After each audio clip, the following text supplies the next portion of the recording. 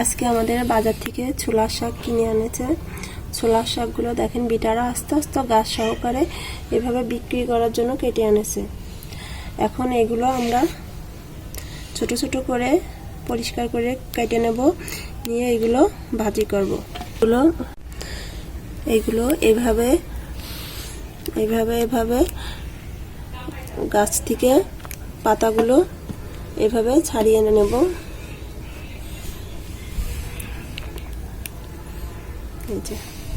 এভাবে শাকগুলো সব আস্তে আস্তে ছাড়িয়ে নেব। আমাদের ছোলার শাকগুলো ভালো করে বাছা হয়ে গেছে। এখন আমরা এগুলো বটি দিয়ে ছোট ছোট করে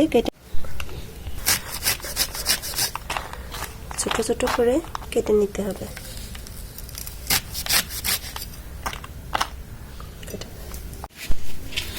আমাদের ছোলার শাকগুলো ভালো করে ধোয়া হয়ে গেছে।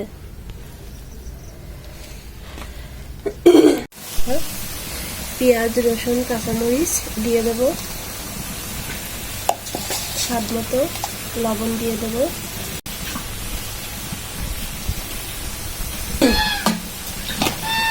হালকা একটু পানি দেব, দিয়ে শাকগুলো ঢেকে দেব। আমাদের শাকগুলো সিদ্ধ হয়ে গেছে নাকি এটা আমরা এখন ঢাকনা উঁচু করে দেখব।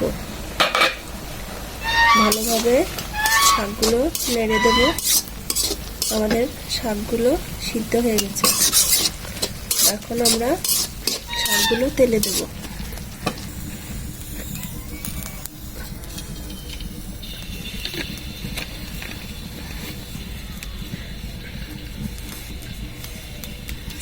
পেঁয়াজ রসুন কেটে রাখা আছে, এগুলো তেলের পরে দিয়ে দেব।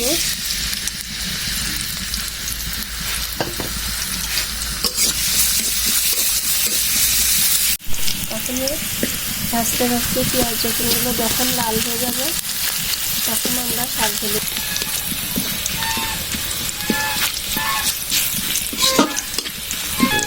আমাদের পেঁয়াজ রসুন লাল হয়ে গেছে। এখন আমরা শাকগুলো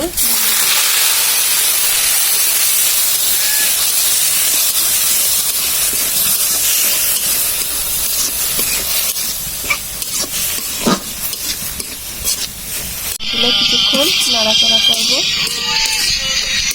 করে নামিয়ে ফেলবো।